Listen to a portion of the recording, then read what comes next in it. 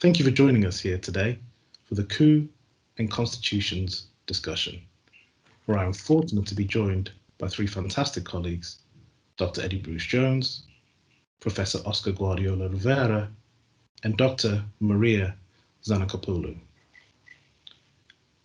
All of my colleagues are going to be discussing not just the recent events in the United States of America and the chaos around the transition of power, but wider than that, how issues of law, power, constitutions, and legal order all work together and lie in tension with each other.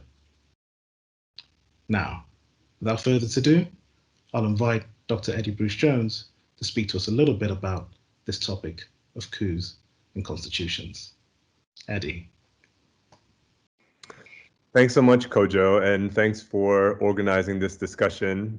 It's obviously a very timely discussion and one that has resonances with many things that we've seen not only over the last year, which has, in the context of the US, marked the year where there's been probably more protests and public demands, political demands that are made in the form of protest than any year that I can think of. And a longer history of America, of American foreign policy, as well as domestic policy, but also a longer history of certain global aspects of demands that are made for racial justice, demands that are made on the basis of nativism and racism and a certain form of bigotry, and the relationship of all that to law in general and democratic processes in particular. So I think this is a really rich topic, not only for the general public, but for thinkers on matters constitutional more generally. So I'll just say a couple of words. I think my comments are going to be around myth making and the role of lies.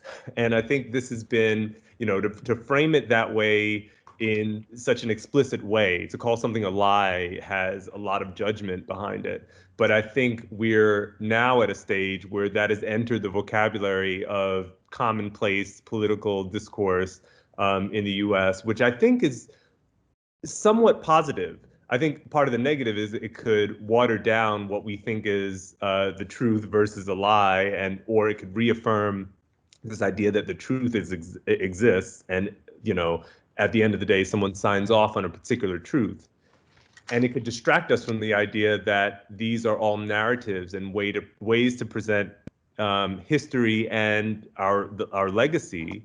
And it's all open to interpretation, much like aspects of law. You don't just find a fact and then everyone just agrees that it's a fact. People construct facts in the world of law and produce a narrative that then is amenable to a certain way of rationalizing an outcome.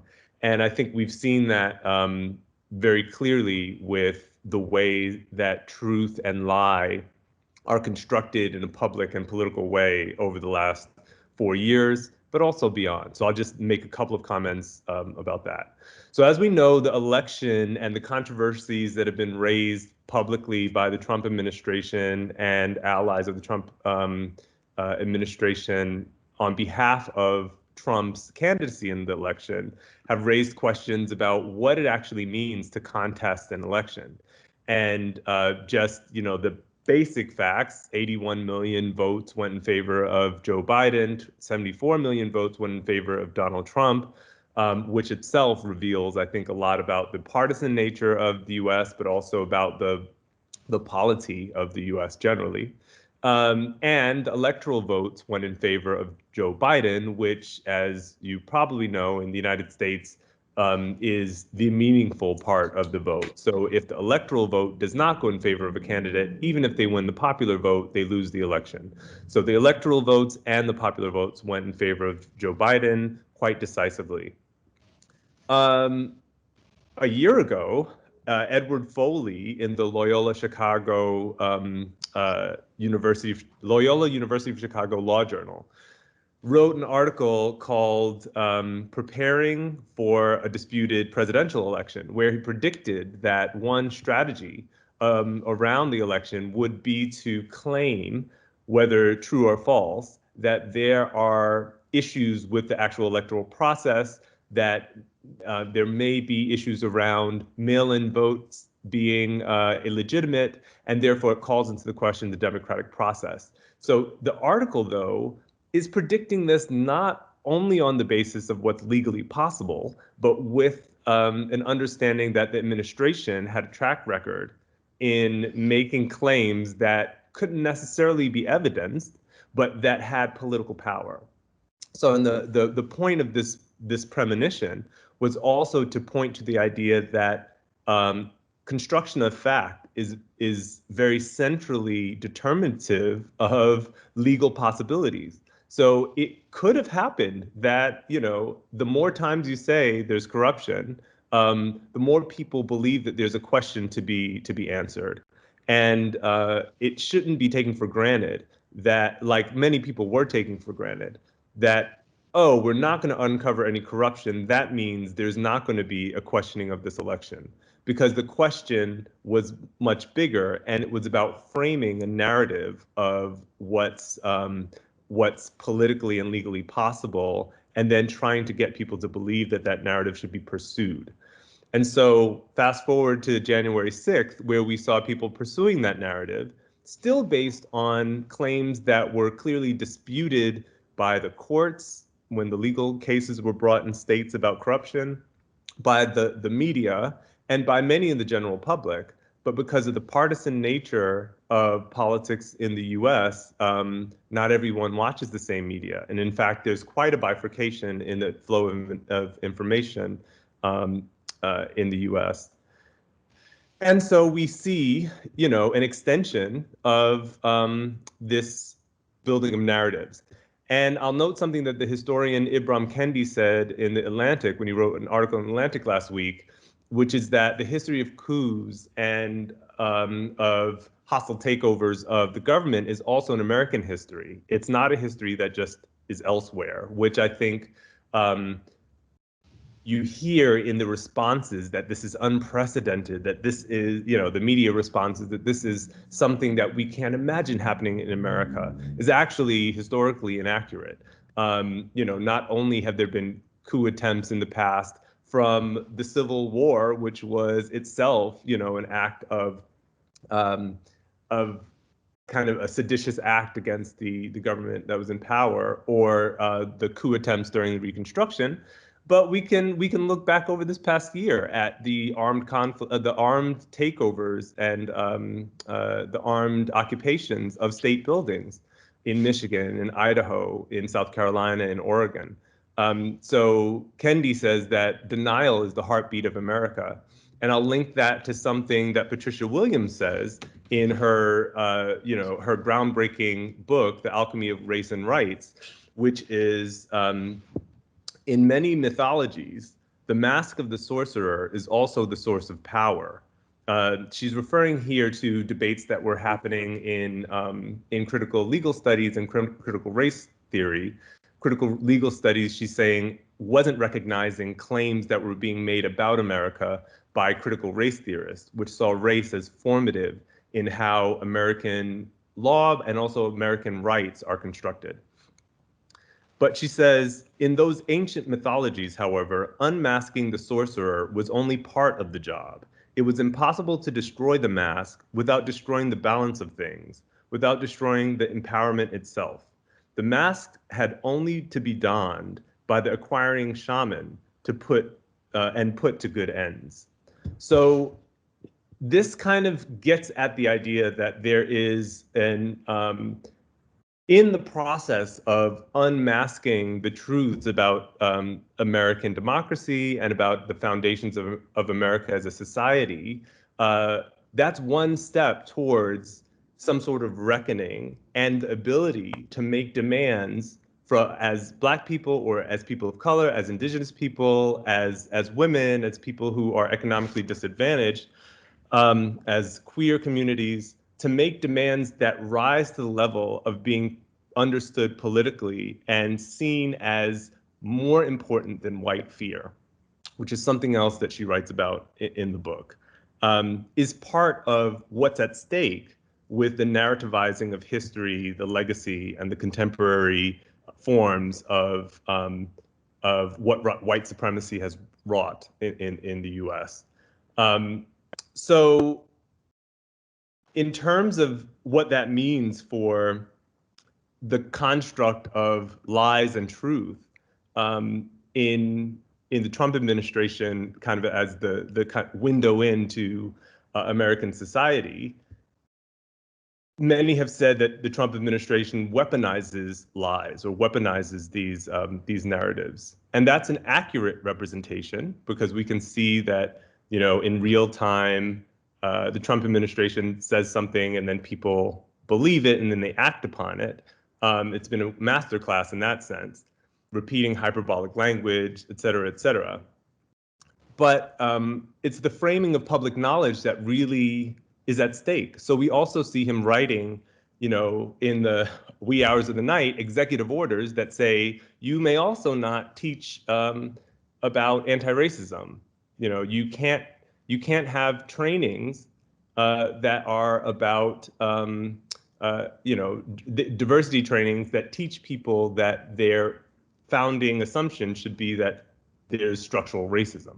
So the term structural racism was also decreed in this executive order as being illegal.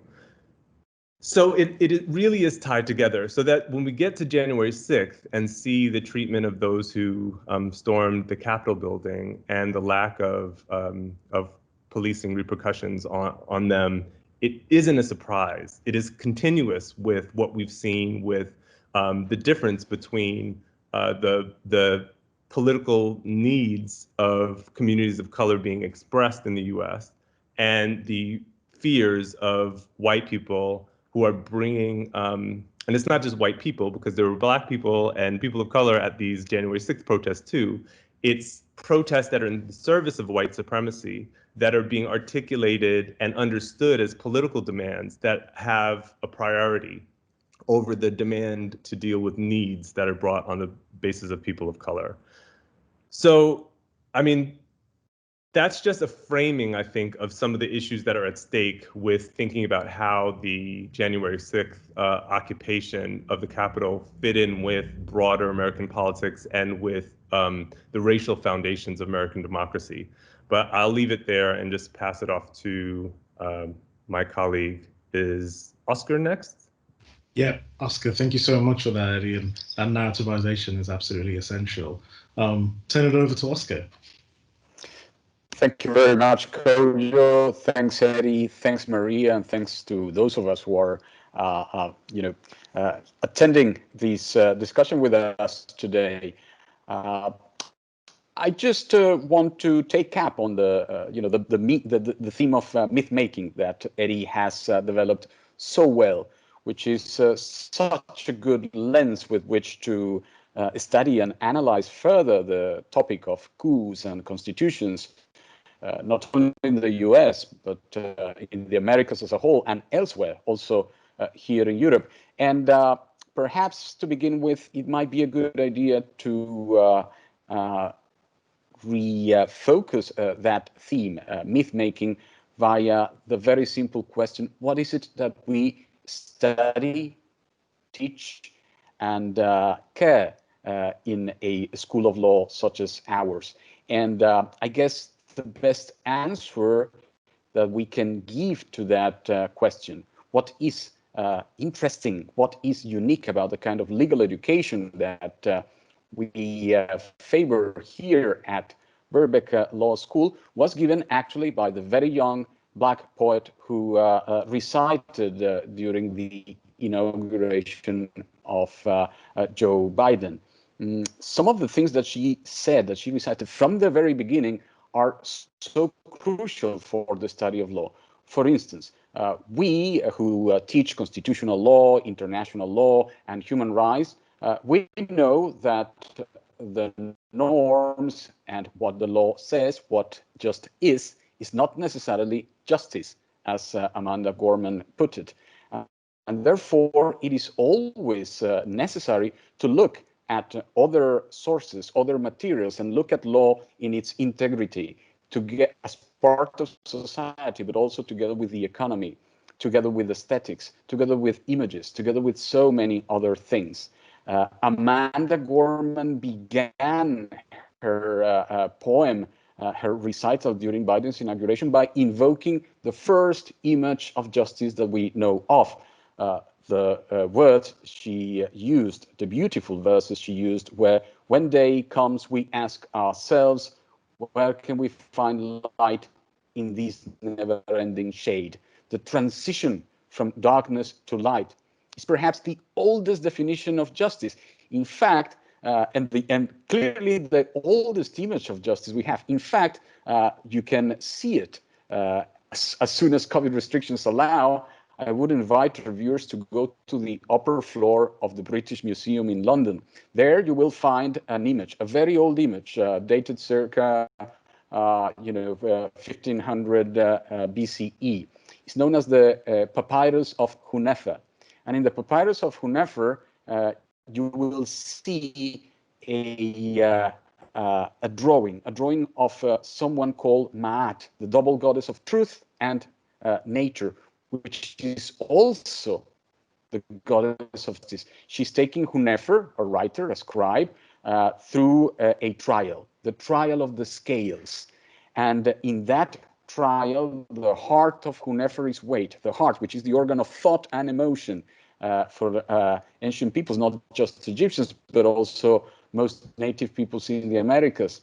It is weighed against the feather of truth, the ostrich feather of math.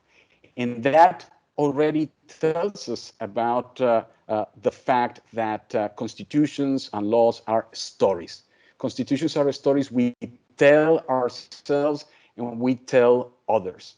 But as it happens to, with most stories, they can become sedimented and less useful. They can become frozen in time. They can shackle us.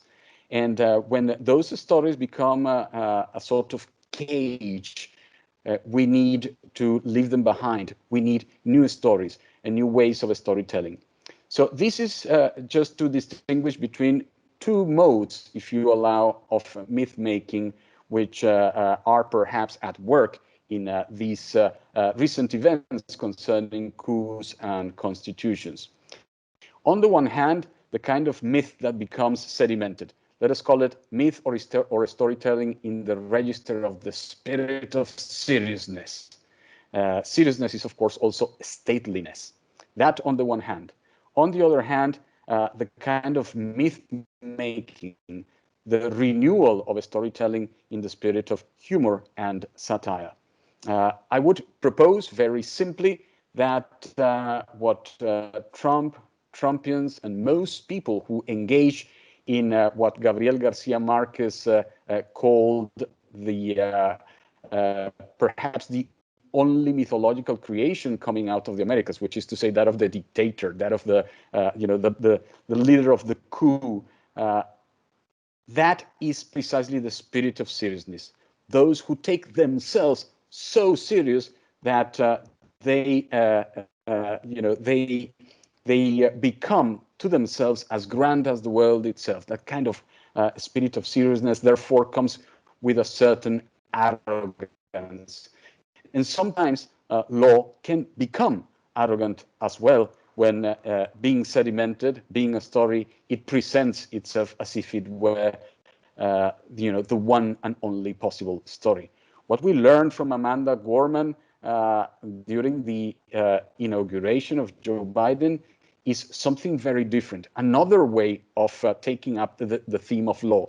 And I believe this is precisely what the movements that Eddie spoke of, the movements who fight for progress rather than from reaction. And this distinction is very important. We should avoid false equivalences here.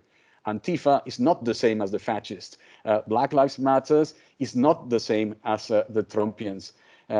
The kind of protest movements that we have seen, not just in the United States, but in the Americas as a whole, since 2019 at the very least, and throughout 2020, which are in fact protests for rights, protests for or to put it in simpler terms, for improving the conditions of life. That is, after all, what we call rights, the conditions of life, the basic conditions of life. Those movements have taken up the aesthetics and politics of humor and satire. Listen to Amanda Gorman when she says, we, the successors of a country and a time where a skinny black girl descended from slaves and raised by a single mother can dream of becoming president only to find herself reciting. That is just beautiful, because she's taking distance, ironic distance from herself, actually. So rather than engaging in the easy binary Manichaean morality of us versus them ignoramuses versus us who do know things, them the enemies are us friends, she actually acknowledges that the battle, the real battle, is against oneself, against ourselves, or to put it otherwise, that the enemy has always been inside. And this is very important in order to understand the kind of violence that is at stake in the making of coups and also in the making of constitutions. And those of us who come from the Americas but south of the border know these all too well, because of course, for us, the matter of coups and constitutions has a lot to do with our vicinity with the United States. And we cannot forget, of course, that as we all know, coups, very recent coups in Brazil, in Bolivia, the attempt to change regime in Venezuela, those things go to the beginning of our biographies.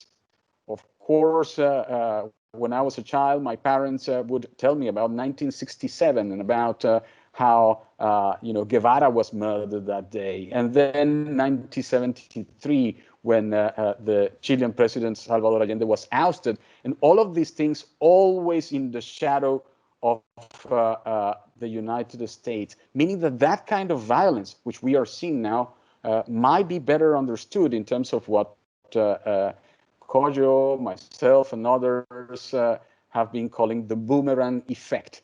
Of course, taking up the words of yet another poet, Aimé Césaire, a Caribbean poet, who put it very clearly when it came to the matter of fascism, we must understand it as the moment in which the violence that we thought was reserved for our enemies out there returns.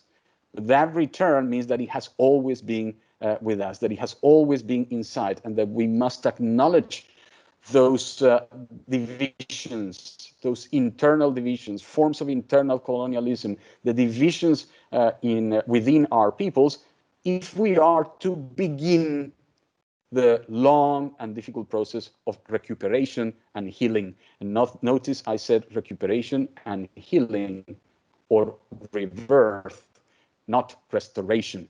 Very important to distinguish between these two kinds of justice, something that is very important for us here at Birkbeck. It's not just, justice is not just, it's not clearly about restoration, about conserving what already was here, what we have acquired. It is actually about fabricating the future, a better future.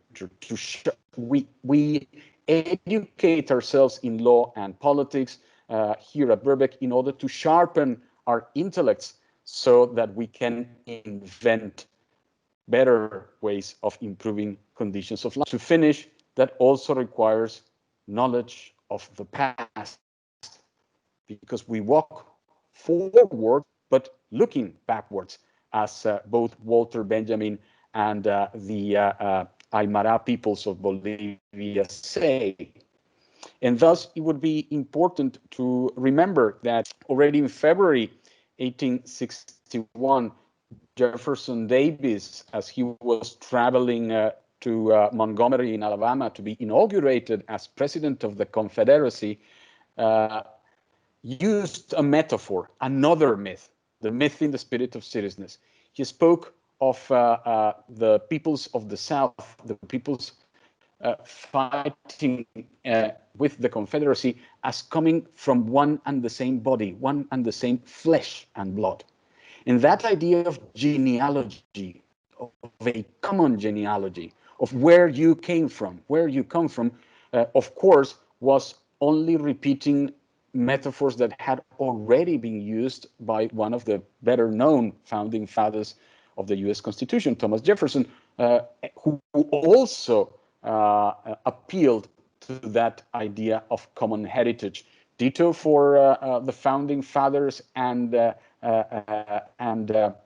liberators of the countries south of the Americas. And it is important to keep in mind this distinction between the founding fathers, male, and the figure of justice, female. Both uses of a myth, serious fathers versus the satirical and humorous mother. The point here being that that common genealogy would be used in war in order to either, or in the preparation for war, in order to demarcate differences among peoples and produce unities, mythical unities. And this is precisely what explains the role of race in the Americas. That race has nothing to do with chromatism. It's not a matter of color, as most people believe. Actually, in the Americas, through the court and through legal proclamations, the matter of where do you really come from, the matter of genealogy became race, a line of demarcation so as to separate classes of people. And so Jefferson Davis would say in order to distinguish the northern side from the southern side, you would have to look at these demarcations in terms of slavocracy, the slave economy, and in the north in terms of property. And and the fact that in this way peoples would be differentiated from in terms of where they come from.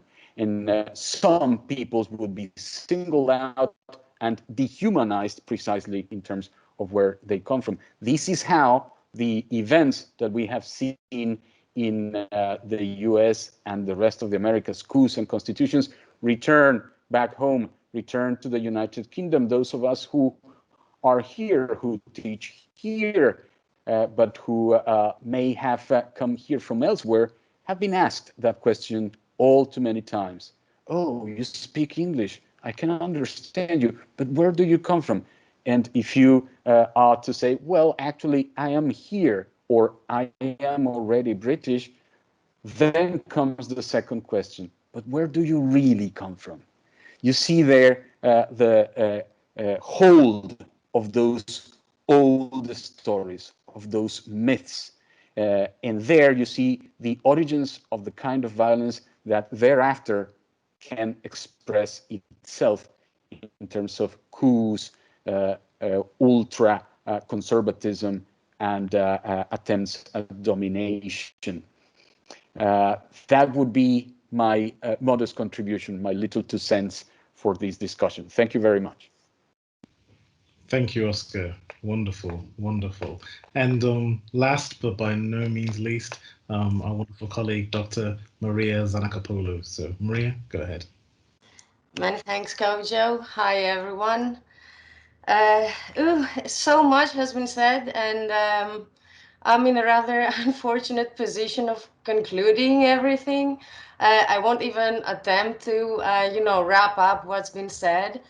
I had prepared to say something a lot more general about the right to protest, not narrowed down spatially or temporally. And I think much of what I have thought about saying resonates quite a lot with many things that Eddie and Oscar put forward, despite the fact that it's a lot more of a general discussion of the right to protest. perhaps it resonates quite well with what Oscar was just saying about the Constitution as a way of storytelling, the Constitution as a storyteller. What I'm going to attempt to do here is look at the Constitution as such a storyteller, but perhaps see how we can make this story useful instead of, repressive and violent or structurally violent, if you want. It's funny that you mentioned 1967, Oscar, because this is also the date when a military dictatorship, was established in my country, Greece. And I mean, the struggle of the people against precisely that regime has very much built and has very much shaped what today count as constitutional freedoms in Greece. So much of what I'm going to say is going to sort of be built around those ideas. And I'm also going to be addressing perhaps more specifically prospective students rather than a wider audience.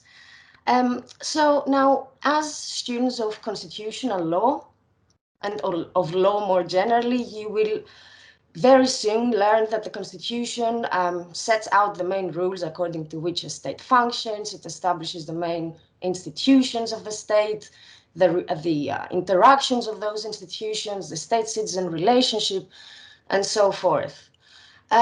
Within this context, one of the main things that you will learn is that the Constitution is very much about what we call the rule of law. You will quickly become familiar with the idea that the Constitution is about framing and taming the executive. It is about limits to the power of governments. It's about preventing abuse of powers by political authority. And generally, it's about sort of blocking everything that could obstruct the smooth functioning of a system of government. In fact, you may even reach a point at which you will have had enough of the Constitution as an instrument for the rule of law. So what I wanted to suggest is a rather different idea. How about the Constitution is indeed about blocking anything that could obstruct the smooth functioning of a system of government, but the main way in which it goes about it, the main way in which it achieves this, is not through the rule of law. It is not through constraints. It is not through taming and framing power. It is not through preventions and limitations. I'm going to propose that it is instead by organizing consent. It is not, in other words, a purely negative force, but contains many positive aspects and significant positive aspects. The main positive aspect, I think, is that the Constitution embodies all those concessions that have historically been made from those in charge to those below, to what we call the masses, the popular classes. Because without this kind of consent, the system cannot maintain and reproduce its power. I'm not claiming that it is happening for purely positive reasons. It is, however, happening. And of this, we must take advantage. And so, like I was saying, without those concessions, consent cannot be secured, unless, of course, it's secured through repression and violence. And so what I'm trying to say is that the Constitution sanctions real rights. And perhaps it is mainly in this way that the Constitution limits state power. What I want to focus on is that with these rights, we must be very careful, for not a single one of them has been granted to us, has been handed over to us without popular struggles, without massacres, without bloodshed, and without tragedies. Such right is the right to protest. And if we want to preserve the constitutional integrity of that right, we need to be attentive to its past and to its present. We need, in other words, to see how this right came to be constitutionally protected and the meaning that this right has historically acquired.